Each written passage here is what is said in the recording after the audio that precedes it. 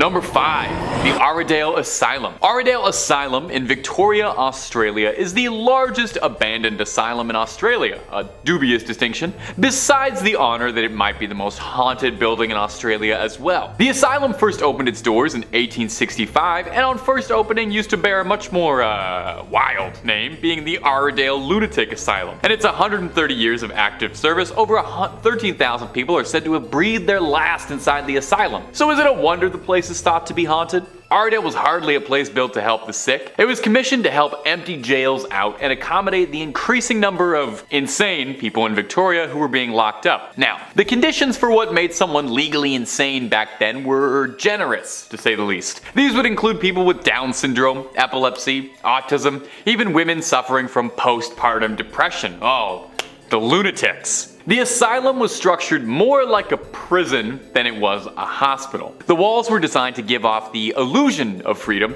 designed cruelly to be sloped, which meant from the inside they were too tall to climb over, and you could tell that, but from the outside they looked low and didn't suggest imprisonment, meaning it looked welcoming and inviting while you were coming on in, but then once you were locked in you realized you were trapped. Unsurprisingly, the place did not treat its patients particularly well. Lobotomies were common practice, oftentimes without anesthetic. So these days, even though the place has been abandoned and doesn't see patients anymore, it's quite the popular spot for ghost hunting. There are complaints of feeling cold drafts running through the old offices. Scary banging can be heard on the walls. Now Aradale is closed, but they do offer tours, and one tour guide spoke out saying, "I was the biggest skeptic of the paranormal imaginable when I started. I've changed my mind completely. I've seen things here, heard things in here, felt things in here that I can't explain." There was a paranormal group that came through, and when they tried one of the restraining jackets on, one of them started screaming, "Get it off me! Get it off me! Get it off me!" And when they took the jacket off of him, there was a bite mark on his neck. That's one of the things I can't explain, and I can't either. And hey, if you're looking for a vacation to a haunted spot, you don't even have to leave your room. You can stay right where you are because you can subscribe to Top 5 Scary. We have got more haunted sites than you could ever visit in a lifetime, all just a click away. So click on through, hit the bell, stay subscribed, and don't miss a single thing.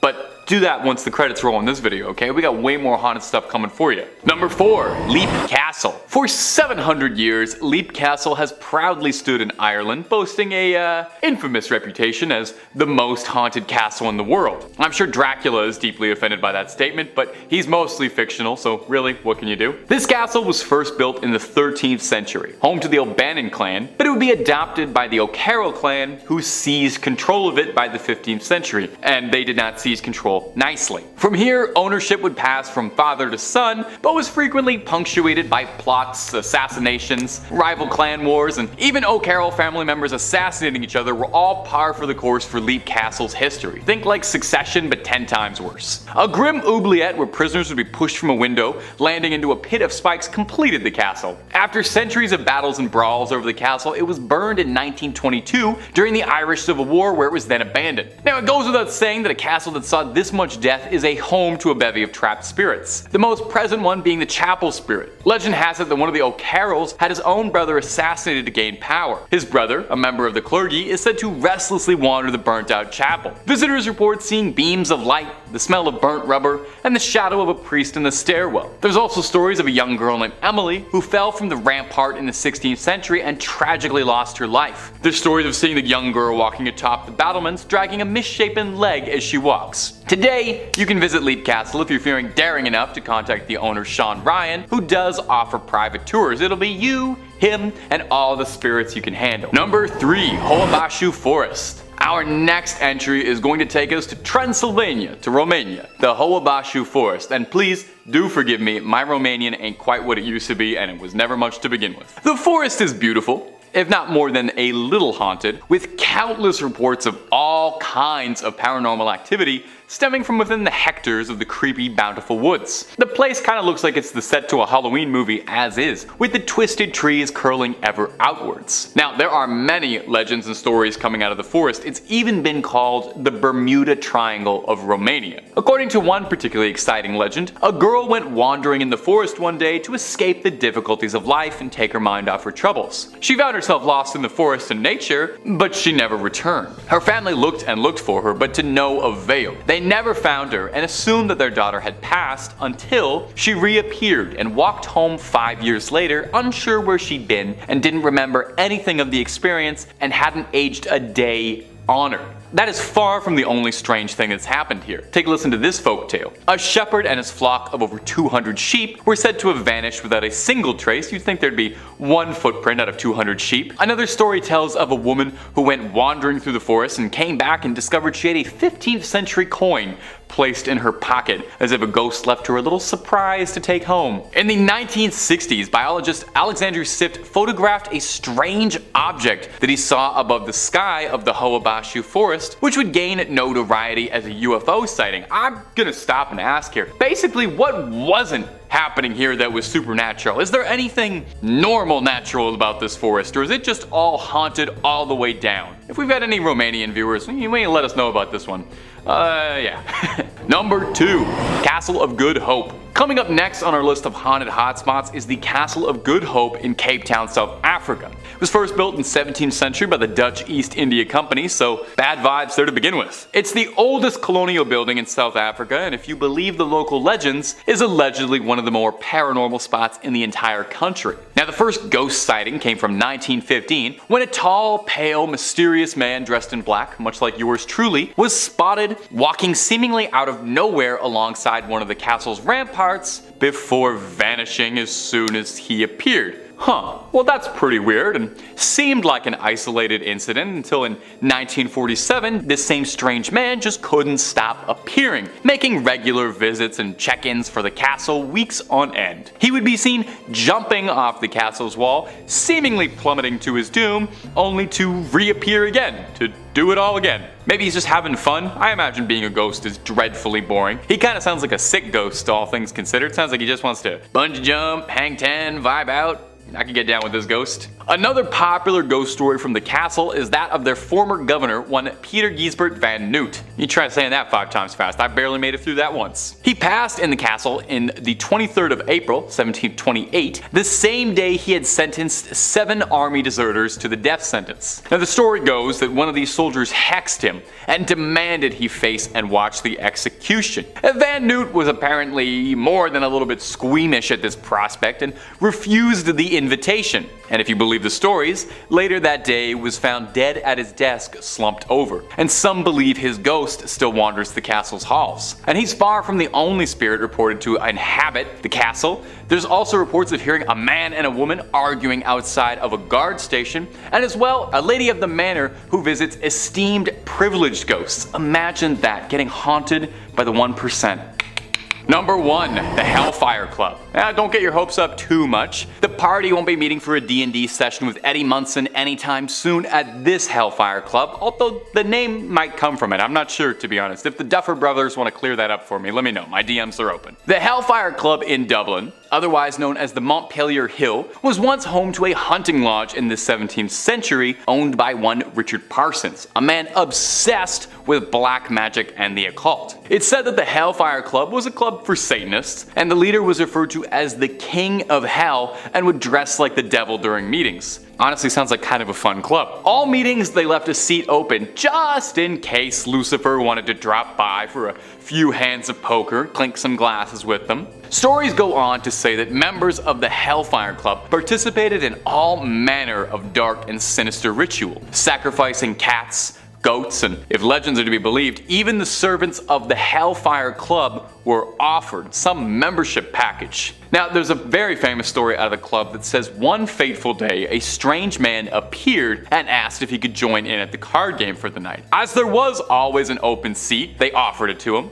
And during the game, a player dropped his cards, and when he went underneath the table to retrieve them, saw that the strange man had hooves in place of his feet. And upon rising from the table, the stranger had vanished. Probably for the best. I cannot imagine that a game of cards against the devil would be beneficiary for anyone except maybe Satan. I would not call his bluff. I would just fold every hand. The building was scorched and set ablaze in 1750, with many differing accounts as to what caused the flame. Some say it was the club itself that set the building on fire to give it a more intimidating appearance and keep out outsiders. Some say the devil did it as retribution for a ritual, and some say it was just a duel or a brawl that ended badly and got a bit rowdy. Whatever the case, the Hellfire Club relocated their activities sometime around 1760 and abandoned their original building, where it still stands today. You can visit it today, and it's a pretty popular tourist destination for urban explorers and paranormal investigators who want to see if perhaps there's any residual black magic in the soil and walls there. Number 5. Haw Par Villa, Singapore. I love a theme park. Who doesn't? Nothing like walking around, getting to zip around on a roller coaster on a hot summer day and pay $9 for a water bottle. But after a while, you know, all the parks start to blend together. You go down one death-defying drop, you've seen them all, and you seek newer thrills. Now that could be bigger coasters, or it could be a trip to Haw Par Villa, Singapore's infamous scary theme park where the main attractions are incredibly vivid, detailed statues depicting the punishment of crimes and what it's like to go to hell. Initially built in the 30s to be a fun place to teach children about Buddhist, Confucian, and Taoist mythology, it was abandoned during the Second World War when Japanese forces used it as a vantage point to spot incoming ships. It would get rebuilt during the 80s, where it now became the slightly more than unnerving warning about behaving that it is today. Now the main attraction here isn't Space Mountain or Behemoth, but rather the 10 Courts of Hell, a giant exhibition showing all these little statues being gruesomely punished for their sins in the mortal world to warn children to behave. Thieves and gamblers are frozen in blocks of ice, people who cheat are cursed are thrown onto a tree of knives. Basically any scary way you could be punished for doing something bad is depicted here. A lot of it I'm not even sure if I'm allowed to mention under YouTube's guidelines. There's a pretty fun monster named Hufa Shize who is shown carrying out the punishments to the helpless little statues that inhabit the park. He's almost like a mascot. Now, for what it's worth, there are some other dioramas and statuettes in the park, and they're not all people getting thrown into spike pits. There's some depictions of some Singapore folk tales and some old myths and stuff, but the 10 Pits of Hell is the real attraction here. I think what this place really needs though is just like one water slide or something, or a roller coaster. Doesn't even have to be a big one, you know, just something to mix up the thrills a little bit. And if you're looking for more thrills and don't want to leave the comfort of your home, I totally get it, because all the thrills are here on Top 5 Scary. We've got just about everything scary or freaky under the sun, anything you can think of: cryptids, aliens, true crime, conspiracies, fake crime. We've got all of it and more. So click on through, subscribe, stay scared, but stay watching this video, okay? We worked hard on it. Number 4. The Door to Hell, Derwez, Turkmenistan. Coming in at our next entry is all the way in Turkmenistan, Derwez, referred colloquially as the Door to Hell. So, you know, that's kind of the vibe we're going for here.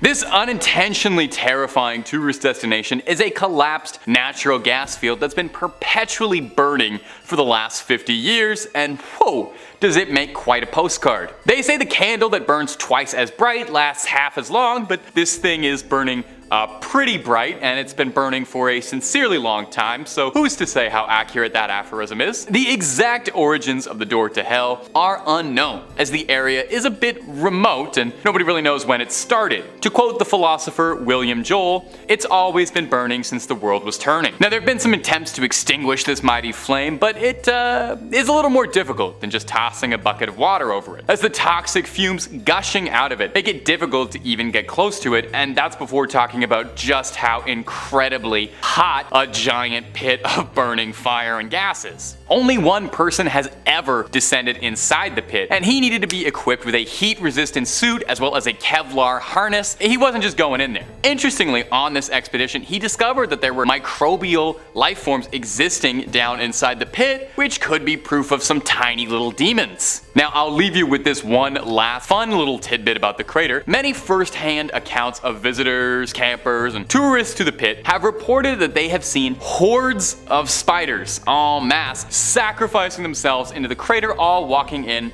and burning alive instantly. Now, it's definitely possible that the spiders are just drawn to the bright light in the middle of an otherwise fairly dark desert, but when a mass of spiders are all sacrificing themselves ritualistically into a giant pit of fire called the Gates of Hell, I'm not really sure how much scientific explanations mean to me anymore. Anyway, I just thought you'd enjoy that mental image, and I thought you'd enjoy never sleeping again thinking about that. Number 3. The Capuchin Catacombs, Palermo, Italy. Our next entry is going to take us to Sicily, a beautiful beautiful city, famous for its cathedrals, its beaches, incredible cuisine, and one of the scariest places on Earth with the Capuchin catacombs. Hey, just a heads up, by the way, I know these are all pretty freaky, but this one's actually pretty freaky to look at, so don't say I didn't warn you none. From the outside, the Capuchin monastery looks like any other big old church building, but on the inside, you can descend into the catacombs and wander through the hallowed halls where the walls are decked and the benches are posed, and tucked into open coffins are the bodies of roughly 8,000 people. Now, as you can see, they have a slightly different idea of respect for their dead. We, tend to bury them. Here, they nail them to the walls. The corpses are dressed to their best, since, gotta look good. You don't know who could see. These dark catacombs are separated into a few different sections, each corresponding to the type of people that they were in life. Religious figures go in one room, doctors and professionals in another. There's a room for women. There's a room for infants. The corpses go back a while. It's like a whole museum of bodies in there, with the longest staying guest being that of a friar from the 16th century. Imagine the smell. The unique, dry atmosphere of the catacombs allow for the mummification process to work just wonders, with some of the corpses being referred to as sleeping beauties, which, I don't know, too dark, even for me. The process of the mummification is pretty horrifying, so obviously I'm going to tell you. Priests would lay the bodies on shelves and I just ate, I'm sorry. They would let the body drip until they were completely drained of all fluids. A year later, they would be rinsed with vinegar. Oh my god, I don't know why vinegar was grosser. They'd be dressed in their best clothing and kept for all eternity. Now, the catacombs are a popular tourist destination now, if not an unusual one. Definitely, I think, any personal bias aside, you can agree it's an interesting place to go. I'm probably good, though. I feel like I can smell that room from here, and I am not interested in getting any closer. Number 2, the Sedlec Ossuary, Czech Republic. Well, our last entry was about a church building decorated with the remains of the dead, so I thought maybe I'd mix it up just a little bit with our next entry and do another church building decorated with body parts. Welcome to the Sedlec Ossuary in the Czech Republic, and hey, how often do you get to use ossuary in a sentence? Today is a great day for me. Most people know the ossuary by its colloquial nickname, the Bone Church, and it's hard to disagree with that, even if that does sound like it's an area from one of the Dark Souls games. This place looks like it was interior designed by Leatherface with an infinite budget. The centerpiece and magnum opus of the church is a haunting bone chandelier composed of almost every bone in the human body. Now, that would be more than enough to be one of the scariest places on Earth, but that is literally just the beginning. Let's run through it. You've got 2 bone chalices, 4 bone candelabras, 6 bone pyramids, a bone family crest, skull candle holders, and a skeleton partridge in a bone pear tree. There's bones wrapped and decorating all across the church like the world's worst Christmas decorations. They got bone streamers pretty much, like a scary birthday party. So how did this happen?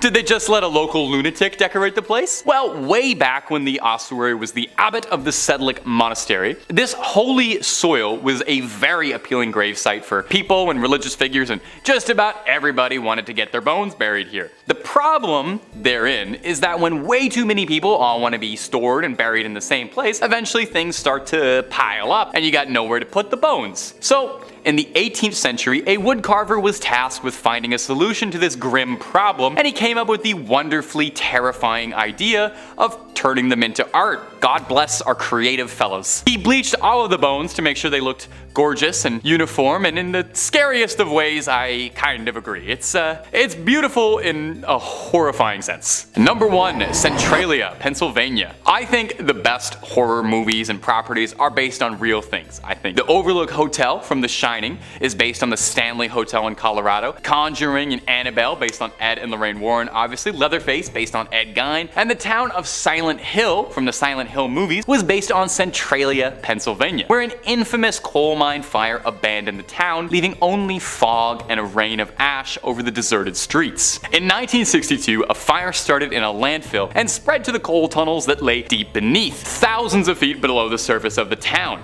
Rescue crews tried their level best to put out the raging flame, but despite their best efforts, the flame caught a coal seam where it now started raging burning, where it's still doing that to this day. The town was abandoned under government orders, and a never-ending rain of ash crash gave off the impression of a horrifying abandoned resort town now made famous by Silent Hill. Now it's worth noting, and I'm only including this because I'm like a Silent Hill Lunatic fan, this is just the depiction in the films. The original video game series Silent Hill is just a scary town. It's not based on this one. The thing it actually takes the most inspiration from, and I swear this is real, is Kindergarten Cop. Please look this up after this video. The school in Silent Hill is the school from Kindergarten Cop. Anyway, Centralia now is effectively erased. The Pennsylvania government removed its zip codes, encouraged everybody to get the heck out of Dodge, and took all the official government property and all the names off the signs and stuff off. But few residents could not be deterred and still remain in the ghost town, with some reports saying that 6 people are still living there, clinging to the life that they had stolen from them by disaster and left forgotten by their own government.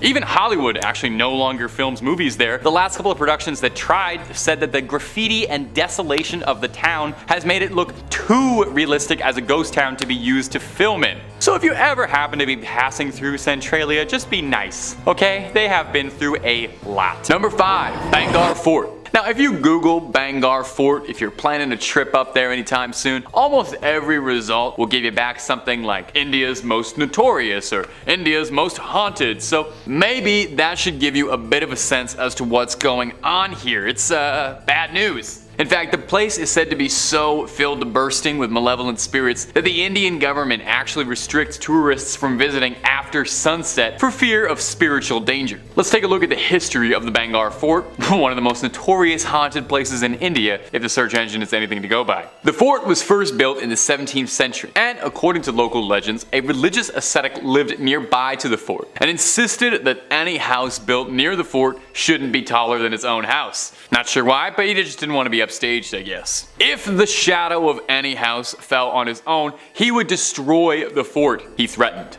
When columns were added to the fort that casted a shadow, the fort was destroyed and abandoned seemingly overnight. Now, a variant of this legend suggests that a priest who practiced black magic and was a practitioner of the occult was in love with a princess who lived in the fort. He offered her a love elixir, and when she refused his proposal, he cursed the entire village, condemning it to be damned by the spirits for eternity. Locals claim that walking by the Bangor Fort, you can hear women screaming and crying from within at night, and strange otherworldly music can be heard playing seemingly from nowhere. Other residents claim that they see shadowy wisps or ethereal lights coming out of the fort's structure, alongside strange smells? What does a ghost smell like, I wonder? You know what?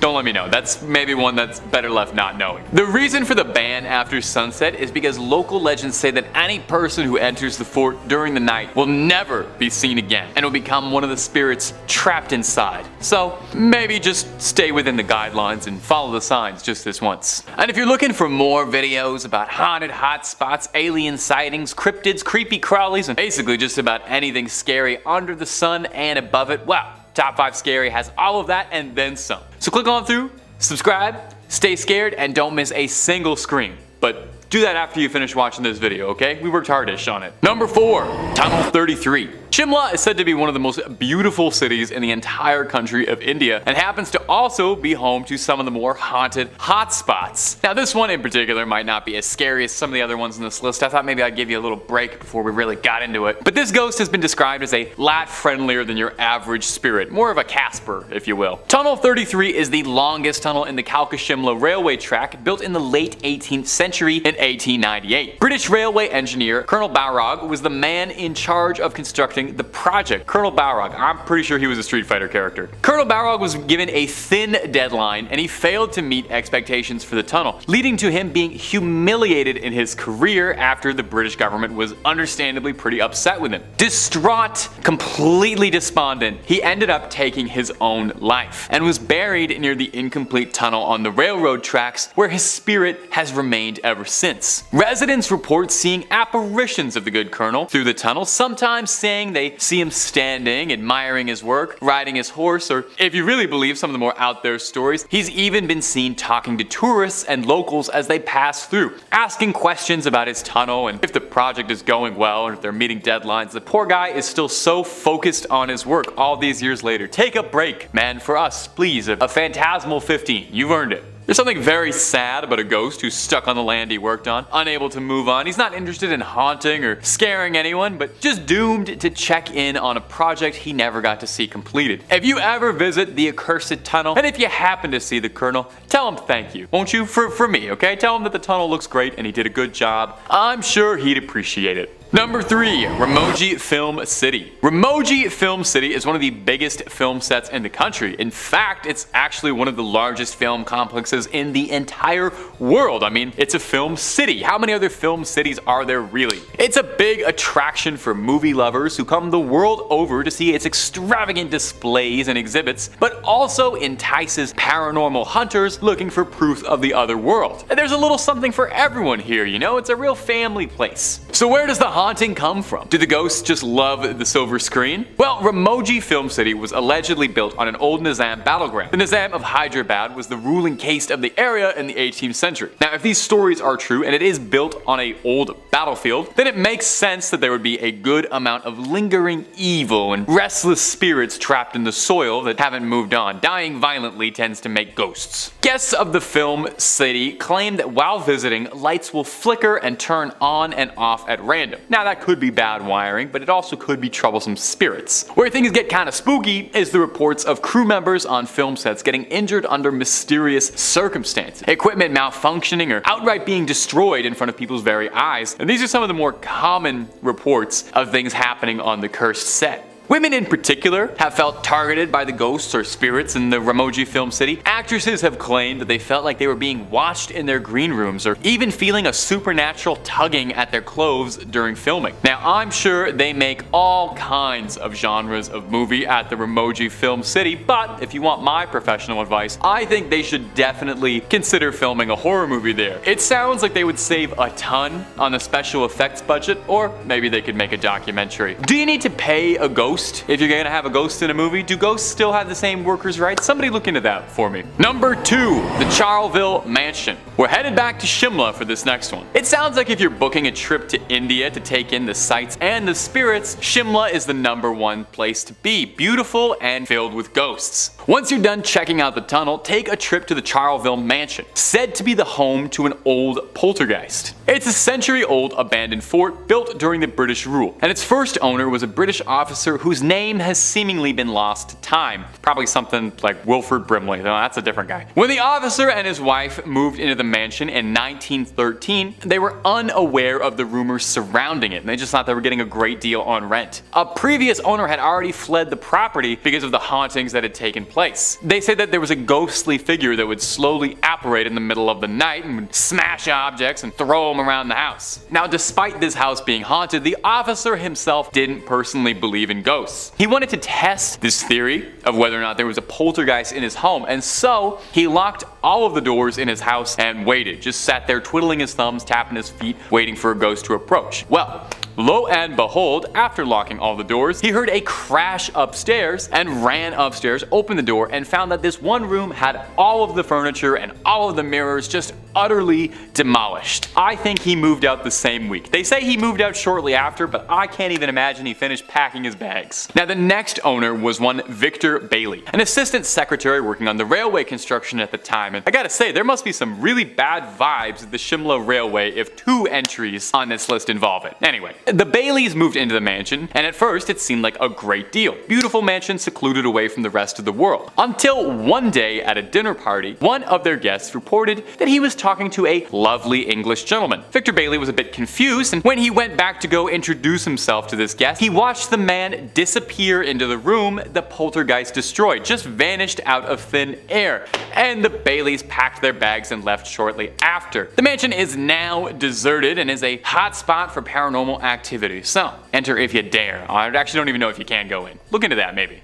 Number 1, Dumas Beach. And we all love a good beach vacation. If you're looking for somewhere sweet to lay back while sipping on something sweet, India is full of some beautiful beaches. But we are not here to talk about anything lovely, okay? This isn't top 5 lovely, although that would be just delightful. I would love to work on top 5 lovely if we're ever gonna make that a channel. Maybe you guys are listening. We're going to Dumas Beach, located along the Arabian Sea in Gujarat. The first thing you'll notice about this beach that stands out is the black sand, which is already pretty unnerving. Most beaches don't look like that. The local folklore says that Dumas Beach used to be a burial ground for Hindu people, and as such, generations of spirits are ingrained into the sand. Building on this legend says that the reason for the obsidian-colored sand is years worth of cremated ash by the burning of the dead, eventually overtaking the sand on the beach. So, I don't know, if you're thinking about making a sand castle, maybe think twice about that. Maybe keep the flip-flops on too, okay? So what do people say about the spirits out there? Well, it's been said there's a negative aura present in the air, and even just while visiting, tourists and residents say they can feel this sense of dread that something is wrong immediately walking around there. Locals say that the spirits of the dead walk down the beach at night, and visitors claim to hear inexplicable voices, scary laughter, and crying. So if you want a nice, long, romantic walk down the beach in India, just keep in mind that you're gonna have a bit of an audience with you.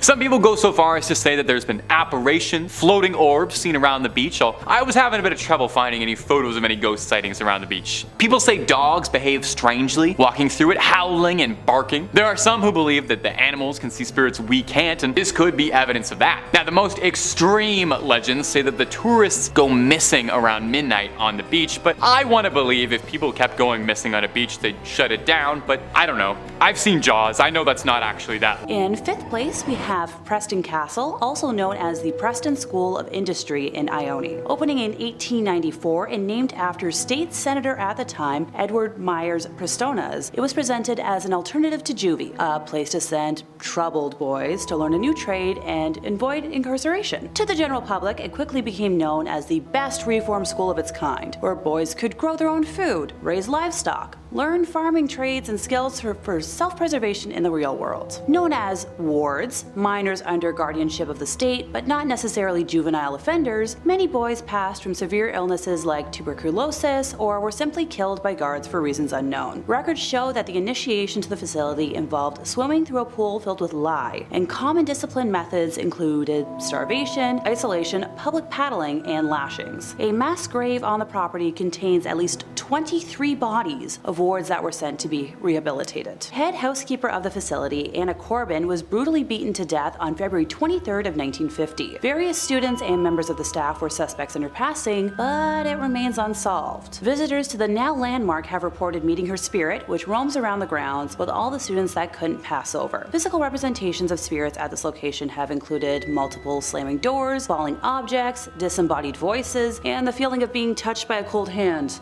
All common pranks that are meant to terrorize and discombobulate. In 4th place, we have the Los Coches Adobe in Soledad. Before the establishment even broke ground, back when the area was used primarily for mining, over 30 miners perished in a soil collapse, and visitors to the area have since reported hearing their cries for help from the now abandoned mine shaft, while feeling pressure on their chest and back as if they were being buried alive. The adobe itself is located on the site of Highway 101. The building being originally built in 1843 to be used as lodging for workers in the area. Between 1872 and 1886, Soledad served as the terminal station for the railway that connected to San Francisco. Legend says that the owner of the inn was responsible for ending the lives of multiple folks who stayed there, especially near the end of the inn being in use, by entering the rooms as they slept and slitting their throats before stealing their riches in an attempt to keep the inn, well, afloat. Other spirits spotted on the property include, but are not limited to, a man hanging from a tree, swaying in the wind,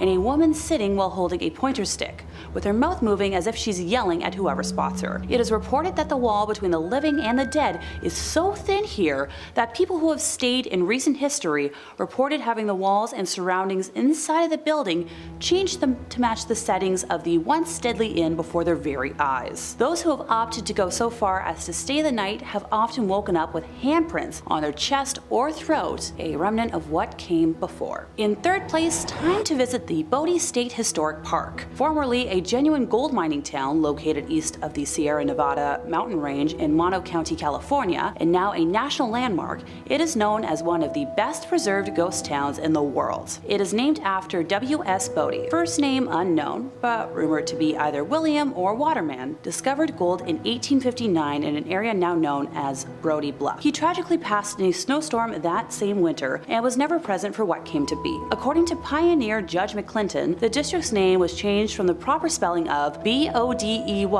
to Body, body, and then a few other phonetic variations to eventually become Bodie after a painter in the nearby boomtown of Aurora lettered a sign as such. You know, an accidental typo that stuck through history. While the output from the mine is largely insignificant in terms of mining history, the violence and early endings to lives tell a different story. A particularly harsh winter between 1878 and 1879 claimed hundreds of lives, with many others perishing from fallen timber and explosions underground. Bodie as a town grew to have a reputation for violence and lawlessness, and unlike other mining camps at the time, killings were daily events.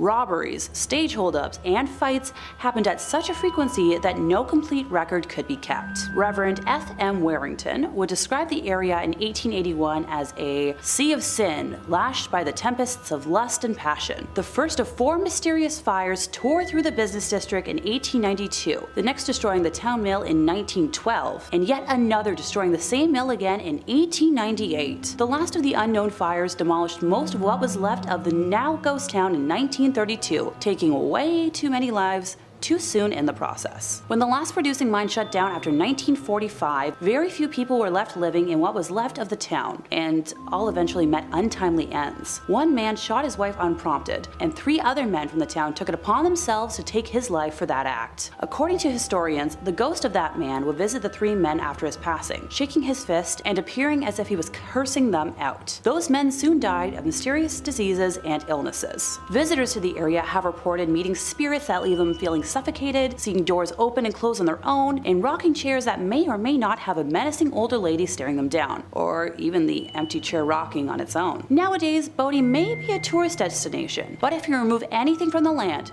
even so little as a pebble, you'll be cursed with remorse and tragedy. The park keeps a logbook of all letters and items returned to them, with each thief writing an apology note to Brody for what was taken. The curse is upheld by the ghosts of residents past who guard against thieves and protect the town's treasures. Coming in second place, we have the Cecil Hotel in Los Angeles, which was renamed to the Stay on Main in 2011. Cited as one of the inspirations for American Horror Story, Hotel, its history includes multiple deaths by a single hand and more unexplainable horrors. The first documented end of life at the Cecil occurred on the evening of January 22, 1927, when Percy Ormond Cook, age 52 at the time, shot himself in the head while inside his hotel room after spending over $40,000 in an attempt to woo back his estranged wife and an attempt to buy happiness. The next death that was reported was in 1931 when a guest, W.K. Norton, passed in his room after taking poison capsules. Too many lives to list were self-taken at the height of the Great Depression in the 40s and 50s. In 1947, it was claimed that Elizabeth Short, otherwise known as the Black Dahlia, was spotted at the hotel days before her gruesome and unsolved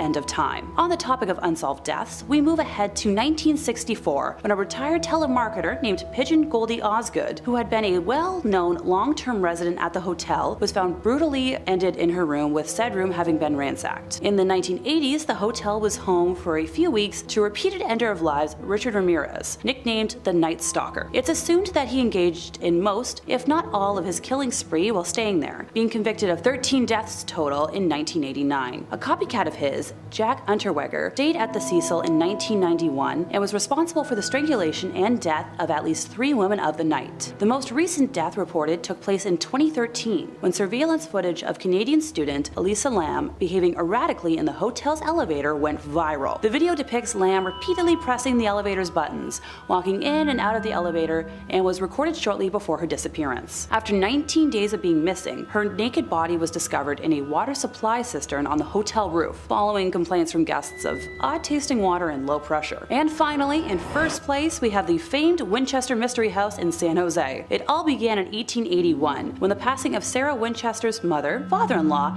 and husband, William Winchester, of the famed Winchester Repeating Arms Company, passed away in quick succession, leaving her with a very large inheritance, assumed to be around $20 million, which would amount to roughly $561.6 million today, and a 50% stake in the company, making her one of the wealthiest women at the time. After living in Connecticut for the majority of her life, a combination of an arthritis diagnosis and meeting with a medium convinced her to start a new life in California. She believed her family to be cursed by victims of the Winchester rifle, and began began construction on what was originally a 2-story, 8-room farmhouse, which she purchased in 1886. She and her late husband shared an interest in architecture, and after dismissing all of the architects she originally met with, decided to do all of the home planning herself. She was known to rebuild and abandon construction if anything didn't meet her expectations, which resulted in a maze-like design. It is believed that said maze-like design was mainly intended to confuse and keep spirits from harming her and what was left of her family. According to paranormal investigators Mary Jo Ignofo and Joe Nickel, the bell tower built on the property was used to summon spirits, and Sarah was known to throw lavish parties for the beings she feared in an attempt to please them. It was reported in the San Jose News in 1897 that a 7-story tower was torn down and rebuilt 16 times. As a result of her expansions, there are walled-off exterior windows and doors that lead to nowhere, along with staircases that end suddenly, and as the house grew in size, up to 5 additional levels were added to the home. When the 1906 San Francisco earthquake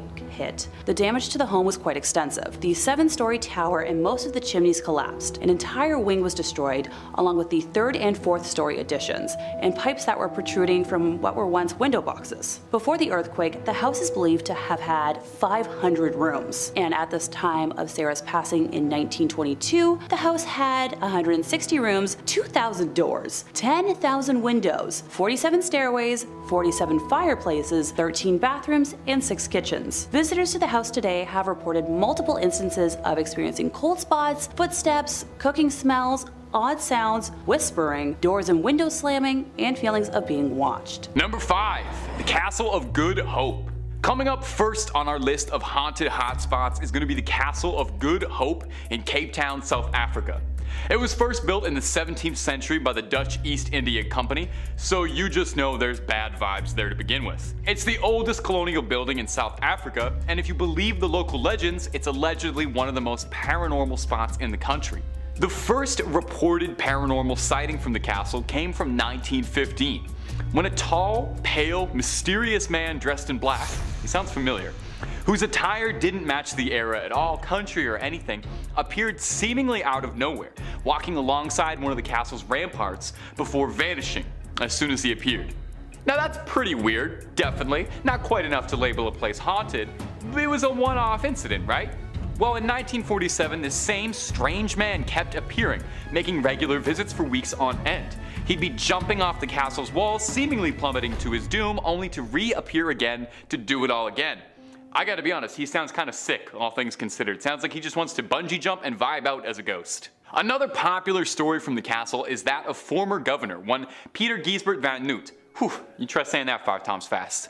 He passed in the castle on the 23rd of April, 1728, the same day he had sentenced 7 army deserters to the death sentence. The legend has it that one of these soldiers hexed him and demanded he face him and watch the execution. Van Noot was apparently a bit squeamish and refused the invitation, and later that day was found dead at his desk, slumped over. And some believe his ghost still wanders the castle's halls. And there were more ghosts I couldn't even fit into this one video because there's so many hauntings from this place. I recommend you read up about it afterwards. And if you want way more videos about haunted spots, ghosts, goblins, aliens, cryptids, conspiracies, true stories, fake stories, we got all of that and then some. So click through on Top 5 Scary, find something to watch, something to fall asleep to, I don't judge. Stay subscribed, stay scared, but stay watching this video. We worked hard on it. Alright, moving on through. Number 4, the Chernobyl Exclusion Zone. Maybe this one's a bit of an obvious pick, but our next entry is going to be the infamous Chernobyl Exclusion Zone, the real-life, post-apocalyptic wasteland of Pripyat. Have you ever heard the word canopsia? Maybe not. I don't even know if I'm pronouncing that right. I only learned this word today. But it refers to a feeling of seeing an atmosphere that you know is supposed to be populated, but isn't. And I feel like that word definitely applies to Chernobyl, or like liminal is a very good feeling too. It is kind of a liminal space, because you see all of these buildings and you can imagine a life happening there, but it's frozen in time. The Chernobyl blast would be enough to cover a whole video and then some. I heard there was a very good HBO series about it. And trying to cover it in under 2 minutes would be foolhardy, so here's the super quick Coles Note versions, is that a late night safety test simulating a station blackout power failure ended up starting a huge blast, which eventually threw radioactive material that blew all over Pripyat and the surrounding areas, causing everyone to have to pick up everything and evacuate, never to return. 50,000 people used to live here, and now it's a ghost town. And yeah, I'm not gonna lie, I only know that line from COD 4. All gillied up, best level in the series. That one's just for my gamers out there. Now you can actually visit Chernobyl, although they don't really recommend you do. You know, it's not a fun hotspot for tourism or anything. People who delve into the zone for recreation, or to find things, are called stalkers, named after the Tarkovsky movie of the same name, revolving around visits to a strange zone, and not the video game Stalker, where bandits raid the apocalyptic zone, although you would be forgiven for thinking that. Visiting the zone is no easy task. For one, it's recommended that you absolutely go with a guide or someone who knows the area very well, and then come all the requirements. You mustn't touch anything whatsoever. No vegetation. There are wild dogs that live in Chernobyl, and they're very cute, but you can't touch them at all because there could be traces of radiation in their fur. You have to wear an outfit that covers as much as possible. Big boots, you know, don't show up in your sunners and flip-flops. They recommend wearing a mask too to avoid inhaling any dust or, you know, any of the radioactive particles that could still be floating around in the air. Real life radiation, not half as fun as the comic books. You are very unlikely to come out of here with any web-slinging superpowers. More likely just gonna have a bad cough and, you know, your family's gonna get real sad. You're asked not to enter any buildings because some are so degraded that they could collapse literally at any minute with the wrong pressure applied somewhere, and then you're just another tragedy. Now, I've never been, but from pictures, Chernobyl genuinely seems unreal, like it's not part of the world, you know? It seems like it's something out of a movie or a video game, but it's this harrowing, soul-crushing reflection of our reality, a stark warning on the dangers of nuclear power, and a grim reminder that your life as you know it can be upended forever in but a moment. Number 3. Mausoleum of the First Qin Emperor, Qin Shi Huang. The tomb of former Emperor of China, Qin Shi Huang, is notable for many reasons. Maybe it was because in 1974, when farmers from the Shaanxi province were digging a well, they discovered hundreds upon hundreds of terracotta soldiers, complete with horses, chariots, officers, infantry, a court, I think even some bears, oh my. They discovered one of the world's greatest archaeological wonders, 2,000 terracotta soldiers in Qin Shi Huang's tomb. The tomb was built like this basically to serve as history's most impressive flex. Qin Shi Huang wanted to make it good and clear that even in death, he held more might and more power than anyone could ever imagine. You know that saying, you can't take it with you? Well, he wanted to take it with him. He wanted his own army to serve him in the afterlife. The wild part about this is we don't even know how far it goes, since it still hasn't fully been uncovered even all these years later. Those thousands of terracotta soldiers might just be the first wave of guys. While he reigned, Qin Shi Huang wanted to make very sure that his tomb was a good approximation of his legacy, so thousands of laborers worked tirelessly for decades to create an emperor's tomb. They think that 700,000 laborers worked on this for 40 years. That's already unbelievable, but Qin Shi Huang only even lived to be 49, so good thing they got that done in time, eh? Qin Shi Huang himself is buried beneath an enormous pyramid mound that stands a good distance away from the rest of the tomb. Now here's where the haunted part starts to come in. According to historians, this central tomb contains treasures and wondrous objects he attained during his life, including a flowing river of pure mercury, which doesn't really sound like the greatest idea, but back then they thought that made you immortal. Soil testing the nearby areas does have elevated levels of mercury, so that might actually be true. No one is too eager to check though, since it sounds like Qin Shi Huang kitted this place out to keep any would-be Nathan Drakes or Lara Crofts from raiding this uncharted tomb. It's said that it's got ancient ballistas and all sorts of traps, like mechanisms that'll fire arrows at potential grave robbers, and hey, that mercury vapor probably isn't doing you any favors, so don't try to breathe that in. In any case, the Chinese government has been in no rush to explore what's down there. It's best to let the sleeping dead lie, especially when the sleeping dead has thousands of personal bodyguards, and it's probably haunted, let's be real. Number 2. Snake Island. Our next entry, Isla de Quimada Grande, is formally dubbed as Snake Island, which really should tell you right off the bat that whatever I'm about to describe is not a friendly place. Traditionally, places are only named things like Snake Island if they're like, you know, filled to bursting with snakes, or if they're home to like a snake-themed supervillain or something. I'm pretty sure the guys who fought G.I. Joe lived on Snake Island. Anyway, Snake Island is called that because by conservative estimates, there's roughly a snake for every square meter of the island, meaning there's anywhere from 4,000 golden lancehead vipers or more living there. There's more snakes than there are people, and that's because most Brazilian locals know way better than to go to an island where one of the most venomous snakes on the planet live. Yeah, I left that part out. Well, I'm talking about it now. It's not just like garter snakes slithering about here. Ilha de Queimada Grande is home to the golden lancehead, a beautiful creature in its own right that just happens to be one of the most lethal bites to humans. A bite from this snake can cause, let's list off some fun side effects, kidney damage, necrosis, brain hemorrhaging, venom poisoning, and oh, my favorite, internal intestinal damage. So just leave them alone. Even if for some bizarre reason I've told you all of that and you just love going to places you're not meant to and you're just dying for a chance to go visit venomous Snake Island, you are going to run into a bit of trouble because it's literally forbidden. The Brazilian government strictly monitors those who travel. Naval forces do visit annually to maintain the lighthouse, and there's a research station to study and analyze the local population, but all of these visits are accompanied by paramedics and trained doctors, just in case any of the locals decide to say hello the only way they know how. Am I the only one who thinks the golden lancehead is kind of cute, like in a little weird way? I don't want one as a pet, but I don't know, I think these danger noodles have very cute little eyes, but maybe that's just one of my red flags. And number 1, Poveglia. This list has not been pleasant.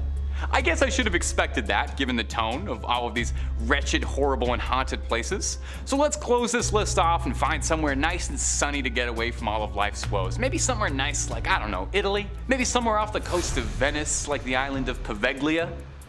Now, Poveglia is an infamous island in Italian history. It once served as a quarantine zone and final resting place for victims of the Black Plague. You know that one. As the plague ravaged Europe and paranoia set in across the lands, it was said that anyone who showed so much as a symptom, if you had a runny nose, they shipped you off to Poveglia to live out the rest of your days. Oftentimes, they would send people who weren't even really sick. You just complain about a headache trying to get a day off work and you're on a longboat to the last island you're ever going to go to. It's said that over 50% of the island's soil is made of burned human ash. Let that set in for a second. The ground itself is haunted. In the early 19th century, the island converted from a quarantine zone to a mental asylum because I guess it thought that that wasn't scary enough. The asylum did not do much to improve Poveglia's reputation.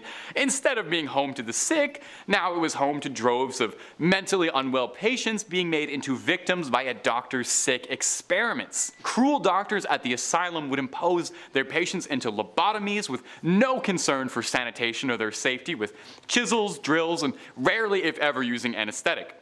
An old ghost story has it that the main doctor at the asylum was haunted by the spirits of his former patients and the crimes he'd committed, and it drove him to such madness that he cast himself off the bell tower of the island, where they say his screams can still be heard. Now, if I told you all of that and you still want to visit, first of all, why? And second of all, you're going to need to be pretty crafty, as it's totally completely forbidden. You will be pressed to the fullest extent of the law if you're caught trespassing. Not even remotely worth the risk, if you ask me. Number 5, Isle of the Dolls. I'm not a good Spanish speaker, man. Do you ever get creeped out when you see a baby doll lost somewhere, like on the side of the road or something? A cute little plaything, caked in muck and grime, lost out in the woods? Dolls have been a staple of horror movies and stories for years, and it's easy to see why. There's always a bit of an uncanny valley thing, those lifeless eyes staring at you. Well, imagine if you had to deal with an island of hundreds, if not thousands, of dolls staring at you. Do you think you'd handle that well? South of the center of Mexico City lies the infamous Isla de las Muñecas, or the Island of the Dolls, and I am so sorry to my native Spanish speakers for that butchering. It received the name from the island's inhabitants, which are solely dolls. Legend goes, in the 1950s, the island was the property of one Don Julian Santana Barrera, who used to preach superstitions around and was expelled from the region, living alone on this island. One day, a young girl had drowned and was found washed up in the banks of the island. Santana claims that he heard the girl crying out, "I want my doll," and discovered a washed up doll on the bank as well. He hung the doll up in a tree and claims that since that event, he would find a doll every time he went outside. It became his passion, or obsession, possibly more accurately. Hundreds upon hundreds of dolls line the trees of the island, hanging from just about every inch of available space. Barrera would end up passing away on the island as well, drowning in the same spot that the girl drowned in all those years ago. Locals believe it was a curse from the girl's lingering spirit that still lays dormant on the island. Since then, the island has become a popular tourist spot for paranormal hunters. I mean, look at the place. I didn't even need to tell you a backstory for you to surmise that this is probably a haunted island. It's only accessible via a boat ride, and some guides will actually outright refuse to take you to the island of the dolls for fear of cursing. If you do go, I don't know, bring a doll, maybe. I probably couldn't hurt, just don't take any, okay? This is one of those things where you take only pictures, leave only footprints, and maybe leave a haunted doll as well. And if you're looking to go on a vacation without even leaving your home, Top 5 Scary has tons of videos of cursed places, ghost sightings, aliens, cryptids, true crime, basically anything spooky you can think of, we've done a video on it. Click through the archives, stay subscribed, and stay scared, more importantly. Okay, but let's keep going, we got a whole lot more video to go. Number 4. The Waverly Hills Sanatorium. The Waverly Hills Sanatorium has had a real storied history as far as a building goes. It began its life as a hospital, eventually became a nursing home, and now is considered one of the most haunted spots in the United States. Quite the resume. It first opened in Louisville, Kentucky in the year 1910 to treat new incoming tuberculosis patients. That year, a recently built hospital had moved all of their TB patients over to the sanatorium, who had to put up tents to accommodate all of their new guests. The sanitarium housed thousands of patients over the years before the hospital would close to convert into that nursing home in 1961. Now, the estimates may vary because there's not a lot written down, but the estimates say that as many as 64,000 people died inside the sanatorium. 64,000! That is insane! Now, if you've played Red Dead Redemption, I don't need to tell you how bad tuberculosis is. It used to be dubbed the White Plague for its high mortality rate before more advanced treatments became commonplace in curing the illness in the late 40s. So around the time of the sanatorium, it was mostly a death sentence. So is it any surprise that Waverly is said to contain lost, tormented souls unable to move forward? No, not particularly. There's an underground tunnel from the sanatorium to the bottom of the hill, which was used to transport dead patients. The tunnel is supposedly haunted by those who made their last journey through it. One of the most notable haunted spots in the building, though, is room 502, which is said to contain the ghost of a nurse in uniform. There's a couple different legends corresponding to this. One says that the nurse took her life jumping out of that window, and another who said the nurse took her life by hanging because she was pregnant. And neither one of those is particularly pleasant to think about as the good option. These days, if you're feeling particularly brave, the sanatorium has opened its doors once again, offering tours for would-be paranormal investigators looking to get a couple beeps on their EVP meters. Just don't say that nobody warned you. Number 3. Epping Forest. Nothing quite like a good haunted forest, is there? Nice tall trees really provoke the imagination when it comes to campfire stories, and Epping Forest is quite the setting for all kinds of creepy spine chillers. The size and density of Epping Forest has made it an infamous spot for all kinds of criminals to conduct and plan their devious crimes. In the early 1700s, it was the hunting grounds of one particularly infamous highwayman, Richard Turpin, who would hid there and commit robberies. Now, since then, more than a dozen bodies have been found, all in disgusting, horrifying conditions since the 1960s. So these spooky woods have become home to all manner of urban legend and hearsay about the crimes that have taken place here. It's developed a real rep for spooky, inexplicable noises and sights, including ghastly apparitions, with some claiming that the ghost of Turpin, the infamous bandit, still resides in the woods. Robbing other ghosts, I guess? God, imagine ghost on ghost crime. We need to do something about that. Ghostbusters, maybe. There's a legend that says that if you drive to Hangman's Hill and park your car in neutral, that your car will be slowly pulled uphill, drawn spiritually to a tree that once hung 3 witches on it, which was later cursed. But I gotta be honest, ignoring the witchy part. That actually sounds kind of fun. Just a little car getting towed uphill as part of a supernatural adventure. I'm on board with that. No doubt something that helps the forest have this scary reputation is its off-putting appearance. The trees have not been cut since the late 1800s, giving them an unusually overgrown, chaotic look. I can definitely relate to not having cut something since the 1800s. I think that's the last time I cut this mop of hair.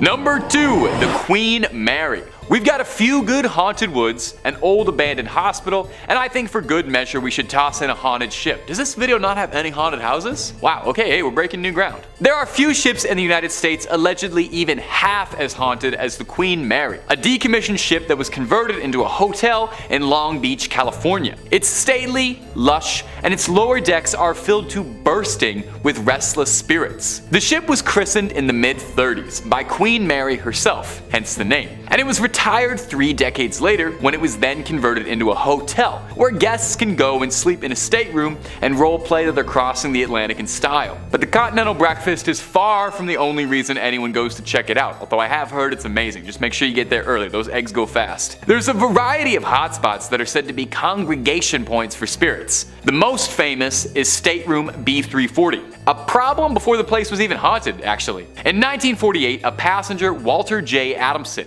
passed away in the room under unknown conditions. Nothing came of it until 1966. A woman staying in the room reported she was woken up when the bed covers were pulled away and she saw a spectral man standing at the foot of her bed. She didn't assume this was the room service, so she screamed and rang for a steward, but as soon as somebody arrived, the man had vanished. Guests staying at the room claim they hear someone knocking at the door in the middle of the night. The Mary's maids complain that they find water running in B340 when no one's been in it in days. Wet bandits, that's a sign of the wet bandits for sure. People have reported all kinds of ghosts around the pool as well. Some notable ones include a woman in an old wedding gown next to a young boy in a suit, a cloud of steam appearing out of nowhere along with a girl in a blue and white dress who disappears and reappears in an instant. Whew. I'll stay on the land, I think, where all the land ghosts are. At least I know what those ones are. I trust them. And number 1, the Mal Dyer Rock. Do you believe in witches? For the residents of Leonardtown, Maryland, their town's history has been plagued by rumors and accusations surrounding one infamous resident, Mal Dyer, the Witch of Leonardtown. In the early 17th century, illness was ravaging this small community, taking a harsh toll on crops and wildlife, and the difficulty of the winter had crushed most residents' hopes of surviving the season. The town was deeply religious, and the harsh season led the townsfolk to believe a witch was to be blamed instead of just like poles and seasons and stuff, but they didn't really have a lot of books, so witches made a lot more sense. The church had determined that one resident in particular, Mal Dyer, an old widow who lived alone on the edge of town, was the witch who was tormenting the villagers. I get it, old crone on the edge of town, bad season, all the crops died. It definitely sounds like she was a witch. Well, it wasn't long before hurtful hearsay like that turned into a pitchfork-wielding mob who burned down Mal's small hut. Mal ran from the fire into the wilderness, but, being an old woman, collapsed shortly. She grabbed onto a boulder and raised her left hand to the moon and allegedly cursed at the village for what they had done to her. Her body was found frozen with her hand held upwards towards the sky. Since then, the boulder she was found on has been dubbed the Mal Dyer Rock and is actually protected with plexiglass in an attempt to contain whatever curse that she unleashed onto the world. Many supernatural events are reported in the woods around this rock, ranging from shadow people, will-o-wisps, stories of spirits running through the road causing car accidents, thick unnatural fog, and lightning strikes around the rock are all common legends and elements of Mal Dyer's ancient curse on the town of Leonardsville. Now, some fun little trivia for some horror movie fans out there. The story of Mal Dyer served as one of the inspirations for the titular character in the cult classic horror flick Blair Witch Project, about a spooky witch who got isolated in the woods. So if you're ever visiting Maryland and you want to see Mal Dyer's Rock, make sure to bring the video camera, shake it all up a bunch, because if you play your cards right, that's a 3-picture deal and a whole movie franchise. In 5th place, we have the Bija Thomas Octagon House. Mr. Thomas was a rather wealthy man who owned a farm, several textile factories, and also dabbled in land surveying. He just couldn't keep himself out of monetary debt, and therefore there are several court records bearing his name, which outline some of his personal personal asset. Among his personal assets were 12 servants. It is rumored locally that he not only mistreated them horribly, he killed some of them on the property and inside the house. Now, after the passing of Mr. Thomas and his wife, and after the house had passed through the hands of his many children at some point, in the early 1900s, the house became a residence again. Now, during this time, it was apparently difficult to keep any one person in the house for any length of time due to the haunted nature. According to the documentation on this property, no one actually lived in the house any later than the late 1930s. During the 50s, the house became just another building used for storage before being condemned sometime in the late 60s, early 70s. Witnesses say the house is haunted, especially in the dark room or storage room. Apparitions of shackled, injured servants and red fluids dripping down the walls have been reported, along with a feeling of being cold in the storage room. In fourth place, we have the Abbey of the Black Hag, locally known as St. Catherine's Abbey or simply as Old Abbey. It's located roughly 2 miles east of the village of Shanagolden, in the townland of Old Abbey. One of the earliest recorded nunneries in Ireland, with its first official record being around 1298, it was built on land donated by John Fitzthomas, and has the typical layout for abbeys of its time, with the dining hall, cells, isolated meditation areas, and other rooms still being able to be identified amongst the ruins today. Now, during the 15th century, there was a major battle for supremacy in the area between the Earl Fitzgerald and the prestigious Butler family, of which the Earldom of Ormond belonged. It got to such an extent that the local bishop was known to pray for peace between the families at masses. During one of the nightly attacks, Earl Fitzgerald attempted to get his wife to safety, but as he was pulling her onto his horse, an arrow pierced her thigh, shattering the bone and spraying red bodily fluids. As he rode on, the Countess appeared to have succumbed to her injury, leading the Earl to seek sanctuary at St. Catherine's. The heartbroken man was certain his wife had passed, so he swiftly buried her beneath the altar and continued elsewhere to find safety. As the night went on, the nuns and residents began to hear hair-raising screams and made the decision to rebury the Countess in hopes of bringing her peace. When they dug up the body, they discovered that her fingers were broken and her nails had been torn off. The poor woman had been buried alive, with a very slow and torturous end of her life. To this day, it is believed that the Countess has been unable to find peace and continues to scream in anguish, waiting for her husband to save her from a fate truly worse than death. Now, moving slightly ahead in time, we come to the Black Nun herself. Described as one in the order that wasn't content with being humble, helping others over herself, and the servitude to God, she instead craved power. The hag had her own cell, where she worshipped Satan and performed black magic, becoming a slave to the occult. Now, this was the highest form of blasphemy in the church, and the other nuns in the order fled the abbey, while the hag remained in her, well, now House of Darkness. To complete her rituals, the Black Nun would venture into the local community and perform depraved lewd acts and offer sacrifices, with bones of young community members later discovered on the grounds. In modern times, visitors have reported seeing the dark, shadowy figure of a nun wandering, the feeling of being constantly watched, and a disembodied hand reaching towards them. It has been reported that flashlights cannot function in the nun's cell, and modern batteries drain way too quickly to have any sort of rational explanation. Now, in third place, we have the Vampire of Highgate Cemetery. In 1967, 2 teenage girls were walking home along the nearby Swains Lane, claimed to have witnessed the dead rising from their graves by the cemetery's north gate. Another teenager had been awoken one night with something cold and clinging on her hand, which left prominent marks the next morning, while reports circulated of a tall man in a hat walking the area, before melting through the cemetery's walls. On Halloween night of 1968, a group of teenagers interested in the occult visited Tottenham Park Cemetery at a time when it was being regularly vandalized by intruders. According to a report in the London Evening News, on November 2nd, the teens arranged flowers taken from graves in circular patterns, with arrows of blooms pointing to a new grave, which was uncovered. A coffin was opened and the body inside disturbed, but their most macabre act was driving an iron stake in the form of a cross through the lid and into the chest of the corpse. In a letter to the Hampstead and Highgate Express on February 6th of 1970, David Farrant wrote that when passing Highgate Cemetery on Christmas Eve of 1969, he had glimpsed a gray figure, which he had considered to be supernatural, and asked if others had seen anything similar. Sean Manchester claimed David's gray figure was a vampire, and the media quickly latched on, embellishing the tale with stories of the vampire being king of the vampires or of practicing black magic. See, that kind of intrigues me. King of the vampires?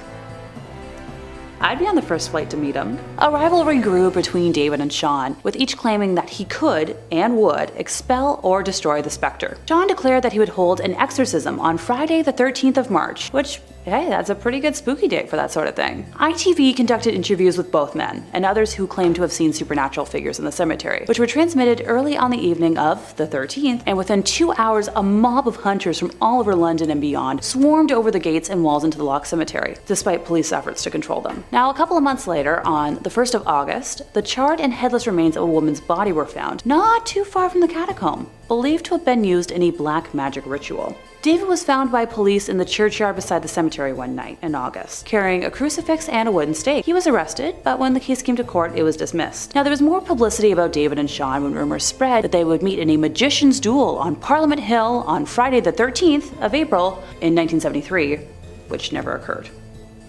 Now, in second place, we have Michael Taylor's home in West Yorkshire. In 1974, Michael's wife, Christine, stated to a Christian fellowship group to which they both belonged that his relationship with the leader of the group, Marie Robinson, was carnal in nature. Michael admitted that he felt evil within him and eventually attacked Marie verbally, who screamed back at him. Now, during the next meeting, he received an absolution, but his behavior continued to become more erratic. As a result, the local vicar called in other ministers experienced in the deliverance of preparation to cast out the demons residing within the man. The exorcism, which occurred between the 5th and 6th of October 1974 at St. Thomas's Church in Gobber, was led by Father Peter Vincent, the Anglican priest of St. Thomas's, and was aided by a Methodist clergyman, the Reverend Raymond Smith. According to Bill Ellis, an authority on folklore and the occult in contemporary culture, the exorcists believed that they had, in an all-night ceremony, invoked and cast out at least 40 demons, including those of incest, bestiality, blasphemy, and lewdness. In the end, exhausted, they allowed Taylor to go home, although they felt that at least 3 demons were still left in him. While at home, Taylor brutally ended his wife Christine by attacking her with his bare hands, tearing her eyes and tongue out, and almost tearing her face off. At his trial in March, Taylor was acquitted on the grounds of insanity. He was sent to Broadmoor Hospital for 2 years, and then spent another 2 years in a secure ward in Bradford before being released. In first place, we have the Bell Witch in Tennessee. In the early 1800s, John Bell moved his family from North Carolina to the Red River Bottomland in Robertson County, Tennessee, settling in the community that later became the present-day Adams, Tennessee. One day in 1817, John was inspecting his cornfield when he encountered a strange-looking animal sitting in the middle of a corn row. Describing it as having the body of a dog and the head of a rabbit, John fired several times at the being in shock when the animal simply vanished. He thought nothing more of the incident until later that night when the family began hearing thumping sounds outside the walls of their log home. The mysterious sounds continued each night, always growing louder and more forceful. In the weeks that followed, the Bell children began waking up frightened, complaining that rats were gnawing at their bedposts, their bed covers were pulled from them, and their pillows tossed onto the floor by an invisible entity. As time went on, the Bells began hearing faint whispering voices, which were too weak to completely understand, but sounded like a feeble old woman singing hymns. The encounters escalated, and the Bells' youngest daughter, Betsy, began experiencing brutal encounters with this invisible entity. It would pull her hair and slap her relentlessly, often leaving welts and handprints on her face and body. Family had kept the disturbances a secret until that point in time, but this led to them sharing their story with their neighbor, James Johnston. Now, skeptical at first, and I can't say I blame him, James and his wife spent the night at the Bell home. Things began peacefully, but once they retired for the evening, they were subjected to the same terrifying disturbances that the Bells had been experiencing. After their bed covers were yanked off and James was slapped, he sprang out of bed, exclaiming, "In the name of the Lord, who are you and what do you want?" The entity didn't respond for the rest of the night, so it was pretty peaceful for them. Now, the next morning he explained to the Bells that the culprit was likely an evil spirit, kind that the Bible talks about. The entity's voice strengthened over time and became loud and unmistakable. It sang hymns, quoted scripture, carried on intelligent conversations, and once even quoted, word for word, 2 sermons that were preached at the same time on the same day, but 13 miles apart. Word of the supernatural phenomena soon spread outside the settlement, even to Nashville. Then Major General Andrew Jackson became interested in the so-called Bell Witch in 1819, decided to visit the home to investigate. As Andrew's entourage, made up of several men, well-groomed horses, and a large wagon approached the Bell property, the wagon jolted to a sudden stop. It had become stuck in a muddy creek bed, and the horses were unable to pull it. Well, at least that was what the men thought. After several minutes of cursing and trying to coax the horses into pulling the wagon, Jackson proclaimed, "By the eternal boys, that must be the Bell Witch!" And suddenly, a disembodied woman's voice told them that they could proceed, and she would see them again later that evening. You know, totally not ominous at all. They were then able to proceed across the property, up the lane, and to the Bell home. Now that night, one of the men claimed to be a witch tamer, saying his silver bullets would end any evil spirit they came into contact with, and the entity would fear him. Now, as your friendly narrator, I can see where this is going. Can you? So immediately after that stupid comment, the man screamed and began jerking his body in different directions, complaining that he was being stuck with pins and hurt severely. A strong, swift kick to the man's, lower area from an invisible foot sent him out the door.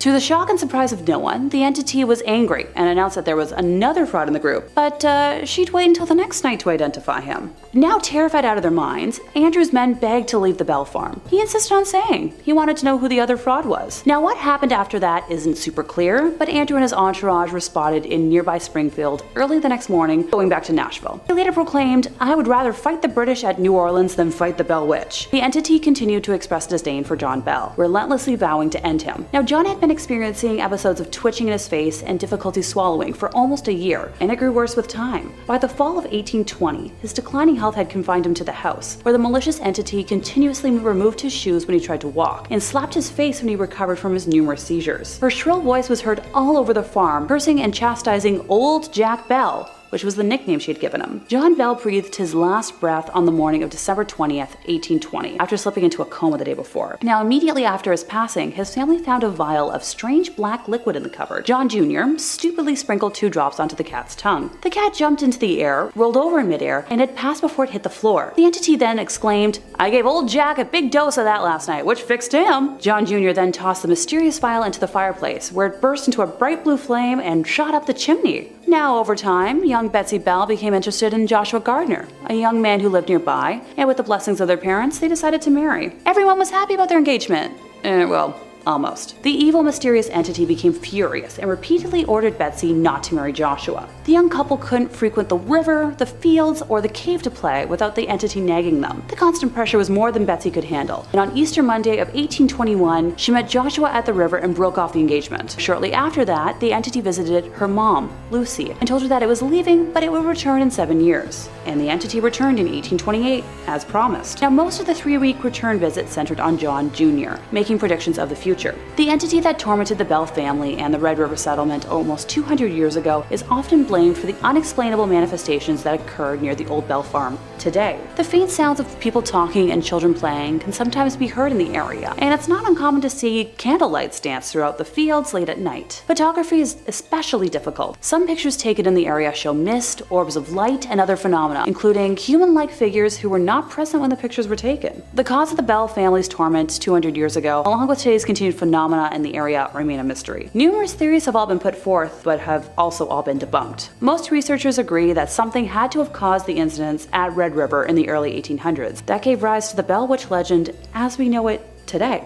And that's the end of today's list and additions to both my I need to visit and avoid at all cost lists. Now, all of these places either had the events happen during the Warrens' lifetime or were noted haunted places during their most active years, leaving my curiosity to wonder why they didn't visit them. What do y'all think? Number 5, Fengdu Ghost City. Fengdu Ghost City. Well, right off the bat, I feel like this is probably a spooky place. You don't name cities Ghost City unless there's a good reason for it. Well, the good reason is that the city got its name during the Eastern Han Dynasty. 2 imperial nobles, Yin Changshen and Wang Fengpin, came to Ming Mountain to discover a way to achieve immortality. Combining their 2 names, Yin and Wang, Ying Wang, translates to King of Hell, and that cemented the site as an underworld hotspot. Since then, the place was built to be a shrine to the underworld with several temples showing paintings and sculptures of people being punished for their sins and cast into eternal damnation. It's pretty spooky, but honestly it's pretty cool. It's good craftsmanship. And there is some rich folklore to go with the place. Chinese mythology and beliefs say that the dead must pass 3 tests before they're allowed to cross into the underworld, which sounds exhausting to me. I can't even enjoy the relief of death before you're asked to solve some riddles and pass some tests. The village is kind of like a place to conduct these tests, and now you can actually go to it yourself and do it as a tourist attraction and watch performers act out all the trials. But here's the trials. The first test is passing the Bridge of Helplessness, which does sound a little bit like it's from one of the Dark Souls games. It was built during the Ming Dynasty, and good souls are allowed to pass, while evil ones will fall into the water below. Then, you proceed to Ghost Torturing Pass. Well, that's a fun place to be, where they present themselves for judgment. Finally, the last test is at the entrance to Tianzi Palace, where the ghost must stand on a certain stone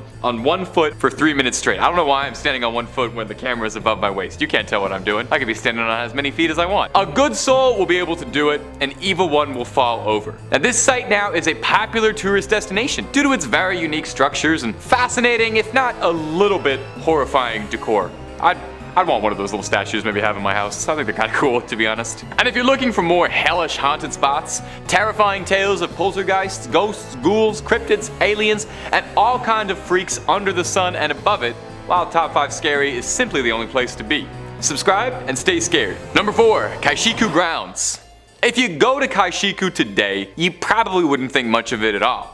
Most notable thing around there is a subway station, and aside from that, there's a vegetable market outside, and you can probably score a pretty decent deal on corn. But if you visited Kaishiku back in the 19th century, however, when it served as an execution grounds for prisoners, you probably wouldn't feel too welcome. Thousands of prisoners were brought to the Kaishiku grounds to serve out their last moments. Every autumn, prisoners were taken through the Zwanwoman, which earned the fun nickname, the Gate of Death at dawn. Awesome. The doomed would then be lined up east to west, their necks stretched by rope to make it easier to chop. Well, that's good. We always want to make it as easy as possible for the guy chopping necks. A singular chop to the neck was considered the easy way out of a one-way trip to Kaishiku. Prisoners accused of more serious crimes would be sentenced to lingchi, which was a horrid punishment of slowly slicing someone many times, leading to it sensationally being dubbed the death of 1,000 cuts by outsiders. These executions were designed to be a public spectacle, something for everybody to come and enjoy, something for the whole family to do when no good movies were playing. Kaishiku was one of the busiest intersections in the outer city of Beijing, so crowds would gather to see these things. Most horrifically about this, though, is that sometimes the prisoners who were executed, their bodies were photographed and made into postcards. Given this sordid history, is it much of a surprise at all that passers-by and visitors claim that they can sometimes see ghostly apparitions making their way through the dark hours of the night, or that you can hear screams at all hours?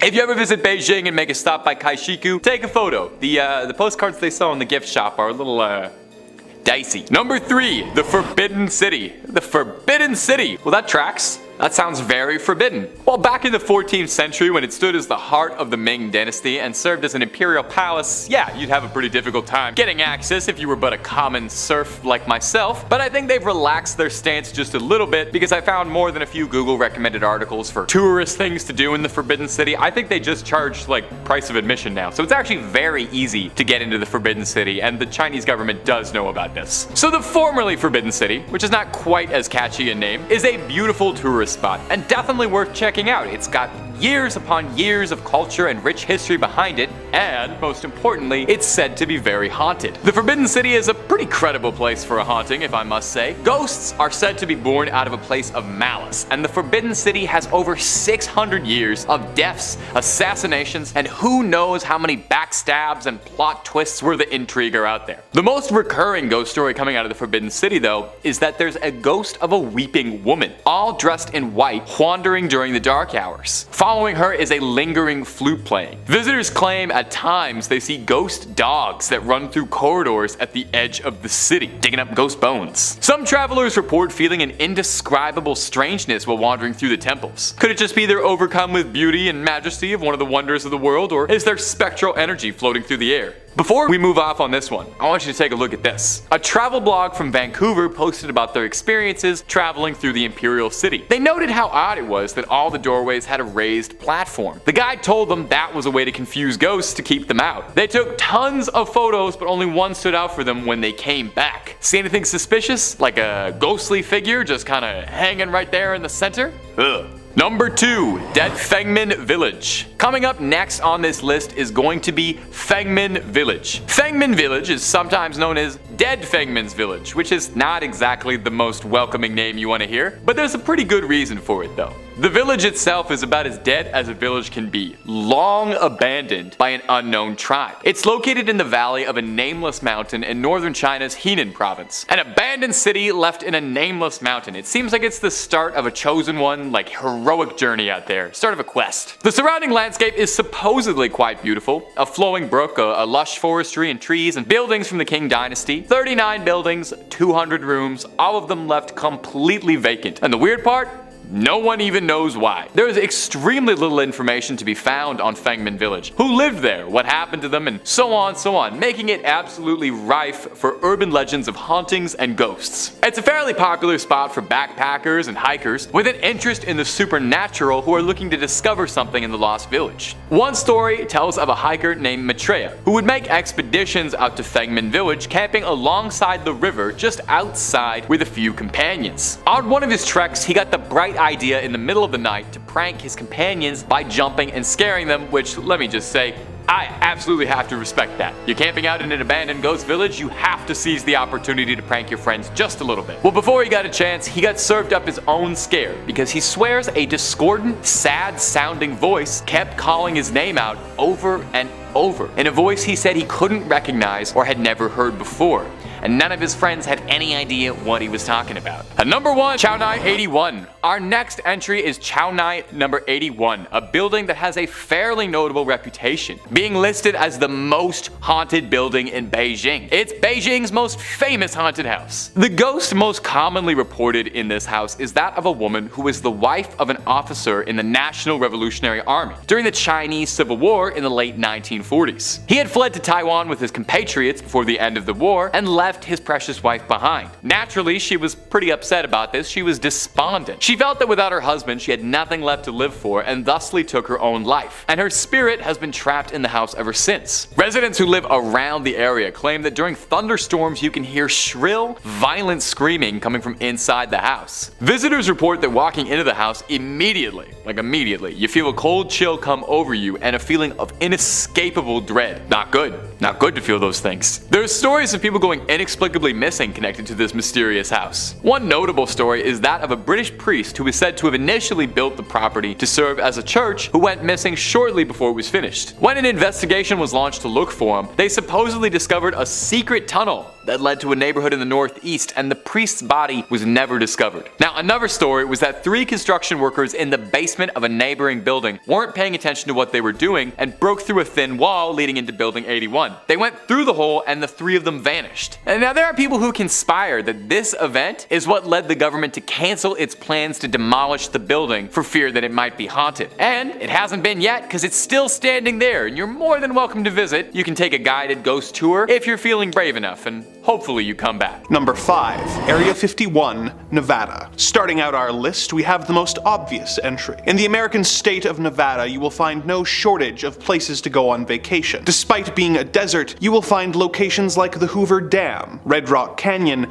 and of course, the various casinos and attractions in Las Vegas. Of course, a location that you will not find yourself getting into is the military base located on the salt flats of Groom Lake, which is colloquially known as Area 51. For years, Area 51 has been the subject of conspiracy theories involving everything from government testing to UFO activity. Adding to its mystique is the fact that the US government wouldn't even officially acknowledge that it existed until 2013. Its official use is apparently the testing of experimental aircraft, but the level of security at the base is extremely high, even for a government base. Employees of Area 51 are flown in on a private airline known as Janet Airlines, with Janet being an acronym that stands for just another non-existent terminal. Some former employees have reported getting paid through private companies that they have no involvement with in order to avoid a paper trail linking them to the base. Some theories about the purpose of Area 51 include it being used to develop energy weapons for the Strategic Defense Initiative, to develop time travel technology, and most infamously, for studying, storing, and reverse engineering the remains of crashed alien ships, including those that were found at the Roswell crash site. As it is a closed-off and secret government facility, tourists are of course not allowed to get into the site, with signs around the perimeter promising prosecution and possibly even deadly force against trespassers. Of course, this hasn't stopped alien enthusiasts from making the journey to Nevada to see the number of Area 51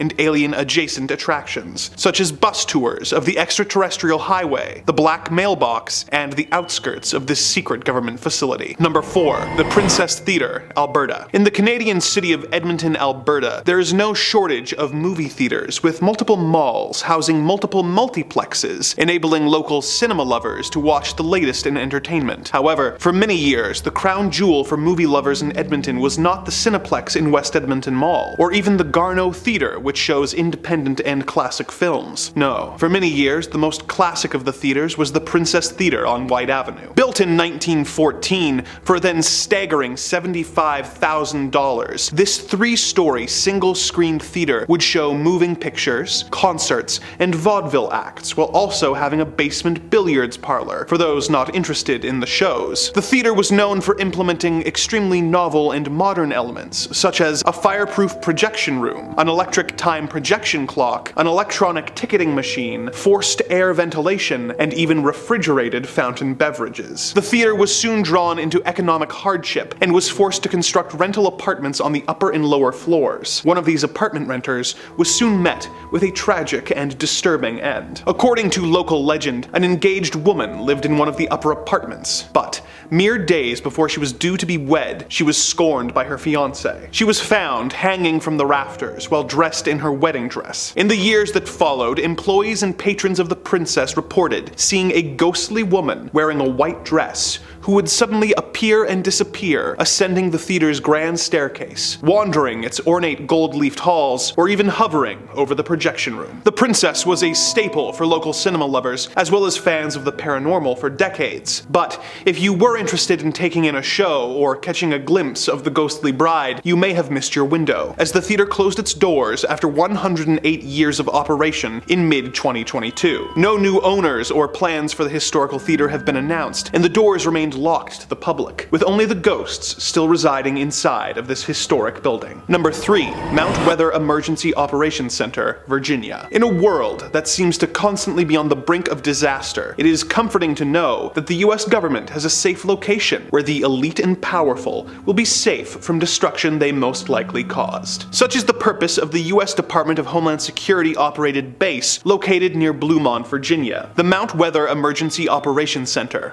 otherwise known as the High Point Special Facility, has been in operation since the late 1800s, when it was used as a simple weather station. In 1928, the observatory building became President Calvin Coolidge's summer White House, before being used as a civilian public service facility where conscientious objectors could serve the government during World War II without having to go into conflict. In 1959, an underground facility was completed and designated Area B. The other buildings that were referred to as Area A became training facilities for the Federal Emergency Management Agency, or FEMA. Around this time, it became a relocation site for high-level civilian and military officials in the event of a national disaster, such as an attack or massive natural disaster. It plays a major role in many of the United States government's contingency plans for maintaining the continuity of government. It has a high-frequency radio system, which connects it to most federal public safety agencies, which allows the president to access and use the emergency alert system so that they can broadcast emergency alerts or warnings. An example of its use was on September 11, 2001, when the majority of congressional leadership were taken from Washington by helicopter and evacuated to Mount Weather. The National Art Gallery has also developed a program that would have the country's most valuable paintings helicoptered over to the facility in the event of an attack, in order to make sure important cultural pieces are preserved in the event of an attack that would otherwise destroy them. Obviously, this site is off limits to all but the most high level of people, and it is not open for tourists. But if you are nearby and see a large group of frantic-looking officials arriving by helicopter, or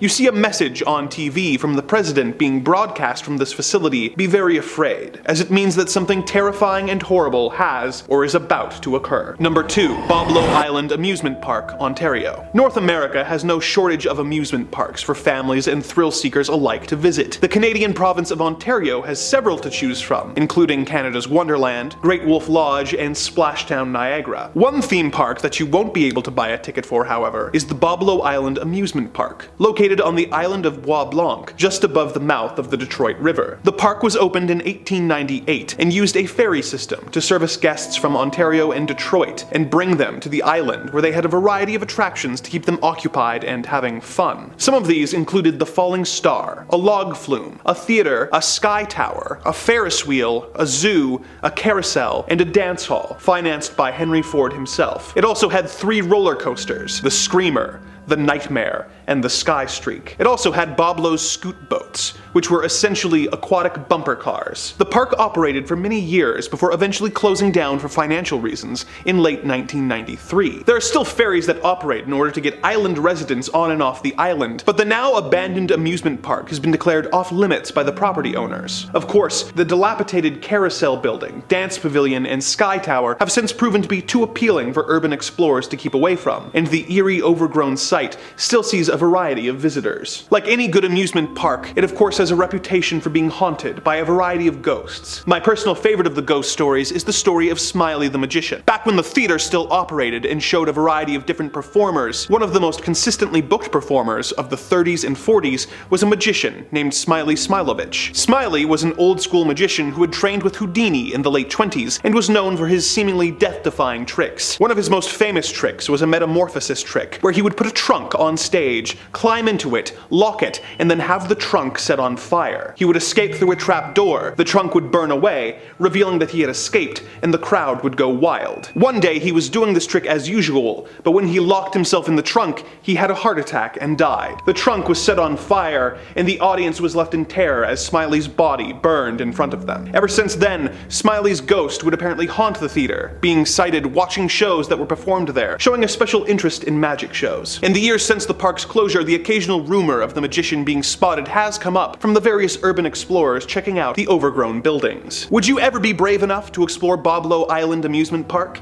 And if you did, would you be on the lookout for spectral magicians? Number 1. North Brother Island, New York. The North Brother Island is one of 2 small islands located in the East River of New York City. The island remained uninhabited until 1885, with the only trace of humanity being a small lighthouse that was erected in 1869. The island began seeing more use in 1885 when the Riverside Smallpox Hospital moved from Roosevelt Island to North Brother, when their mission expanded to treating and isolating victims of other quarantinable diseases such as typhoid, tuberculosis, and especially polio. In 1904, a steamship called the General Slocum was set ablaze, and over 1,000 people perished, either from the fire or from drowning while trying to escape, and ended up washing ashore on the island. One of the most famous residents at the hospital was Mary Mallon, otherwise known as Typhoid Mary, who was confined on the island for 20 years until her death in 1938, after having been declared a public health menace for infecting between 51 and 122 people while working as a cook. As public health measures like vaccines began to be adopted in the 30s and 40s, the need for a quarantine hospital lessened to the point where the hospital was closed. It was converted into housing for war veterans who were going to school in the city following World War II, before being converted into a rehabilitation facility for young people suffering from substance abuse issues. But it was closed in 1963 due to the cost of upkeep and the widespread corruption of the staff. In the years since, it was considered for a variety of purposes, including housing for the homeless and an extension of the jail at Rikers Island. But the danger of the unmarked manholes and the advanced dilapidation of the buildings, which are mostly collapsed and overrun by poison ivy, resulted in such ideas being abandoned. It was eventually decided that the site would serve as a bird sanctuary for herons and other wading shorebirds. Although many of the original 25 buildings are still standing in some shape or form, it has been made off limits to the public and is only available for supervised visits for those intending to go ashore for, quote, compelling academic and scientific purposes. With its history of confinement and death, perhaps it is best that this site has been deemed unfit for public visitation, although the history of the island is indeed compelling. Number 5. Leap Castle. For 700 years, Leap Castle has proudly stood in Ireland, boasting a rather infamous reputation as the most haunted castle in the world, which I feel is a title it must have really fought hard for. I mean, Dracula had a castle, that's gotta be the most haunted castle. The castle was first built in the 13th century, home to the O'Bannon clan, but it would be adopted by the ruling O'Carroll clan, who seized control of it completely by the 15th century. From here, ownership would pass from father to son, but was punctuated by blood. Rival clans, wars, and even family member assassinations were all par for the course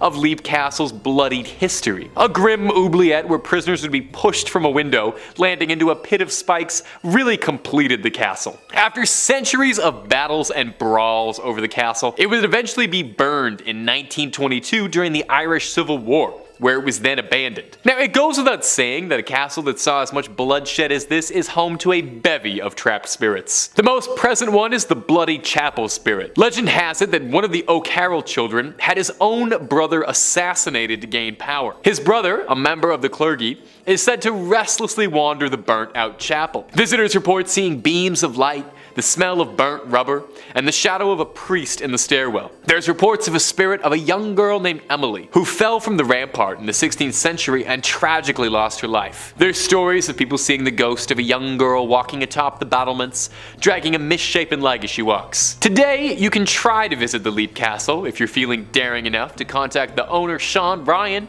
who does offer private tours. It'll be you, him, and all the spirits the castle has to offer. And hey, if you're looking for a vacation to a haunted spot but you don't want to leave your room, why not subscribe to Top 5 Scary? We got more haunted sites than you could visit in a lifetime, and we're just a click away. Moving on. Number 4. Separate prison. Going to prison probably sucks. I've never been, but I have heard bad things. A regular prison is pretty bad enough without the wardens getting too creative with their punishments, and then there's prisons like Australia's infamous separate prisons, where it seems like they were trying to set a world record for cruelty. Built in 1833, it was going to serve as a home for some of England's toughest crooks who had to be shipped all the way down under. A home for the toughest criminals needed to be pretty tough, right? Well, unfortunately, it was. Just in the psychological sense, not physical. Separate prison was inspired by the philosophical concept of the panopticon, a template for a prison where all prisoners would be seen under one watchtower. Inmates were to only ever be referred to by the numbers sewn on their uniforms, and were to wear black hoods at all times they weren't in their cells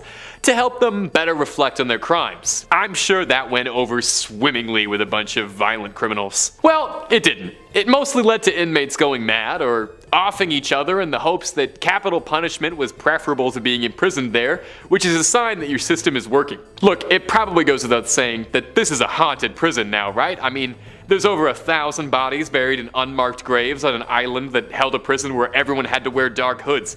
There's no way it's not haunted. Well, it's on this list, so it is. The prison is now owned by Australia's Parks and Wildlife Services, who offer ghost tours of the grounds, where visitors report all sorts of hauntings. Screams, wailings can be heard wandering through the halls, rocking chairs moving by themselves during the night. There's an option on the prison's website to take a tour with just a lantern to guide you, if you're feeling particularly brave. Number 3. Akigara Forest. Akigara Forest is often known as the Sea of Trees. It's a hauntingly beautiful park in Japan that carries a dark reputation. Hundreds of people over the years have come to Akigara to take their own life, leading to its infamous and dark distinction. Spiritualists and paranormal investigators in Japan believe that because there have been so many tragic deaths that happened in Akigara, the forest itself is literally growing denser, and the paranormal activity and dark energy inside as well. This seemingly serene forest has been host to all kind of dark rumors, with some stating that the forest is hallowed ground,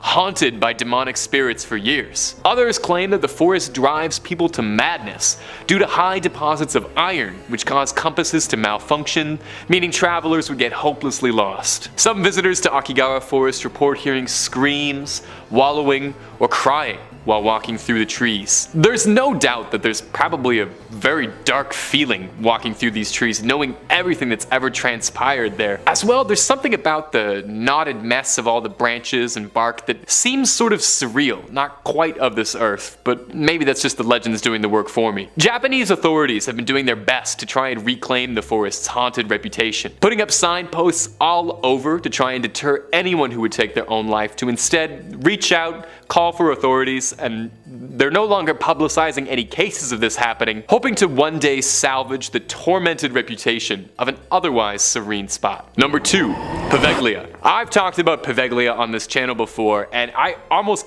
kind of can't resist bringing it up again because I just find it so fascinating. Describing Poveglia sounds like Italy was intentionally trying to make the setting to a horror movie. It's just off the coast of Venice. Initially, the island served as a quarantine zone for those suffering from the plague. Infected were shipped off to Poveglia to wait out their final days. The trouble was, a lot of the people who would end up getting sent to Poveglia weren't even sick at all, showing minor to no symptoms at all. However, that probably changed pretty quickly once they were sent to a quarantine zone of exclusively sick people. It's said that the ground on Poveglia is so hallowed that there's more ash from human remains than there is soil on the island.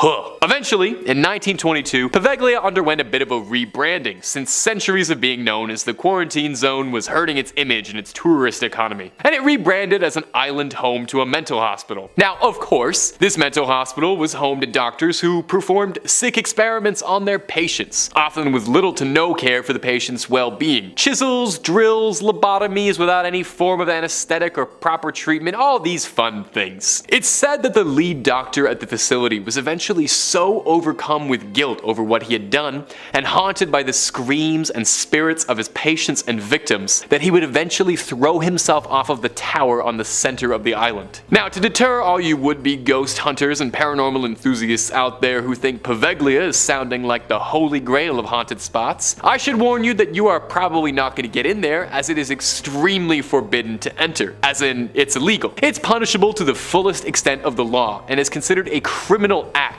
to trespass onto Poveglia. But a better question is, why would you even want to? Some spirits are better left unbothered. At the number one spot is Pripyat, the town outside of Chernobyl, the famed nuclear reactor. 50,000 people used to live here, and now it's a ghost town. Sorry, couldn't resist. It's difficult to summarize just exactly what happened in Chernobyl in under a 2-minute time frame, but you know, we can gloss over some of the big details for you. An overload at a nearby reactor caused a nuclear meltdown that ended up causing one of the worst ecological disasters in human history. A massive chain of unfortunate events had to all happen for the incident to play out the way it did, and unfortunately that's exactly how it went. It's a fascinating case, and there are tons and tons of documents and things to read about it, and you should after this video because it's fascinating. 50,000 people had to be evacuated basically overnight, and Pripyat turned into a ghost town, now standing as a harrowing monument to the dangers of unchecked nuclear power. Photos from inside Pripyat almost don't look real. They look like something out of a post-apocalyptic movie, and I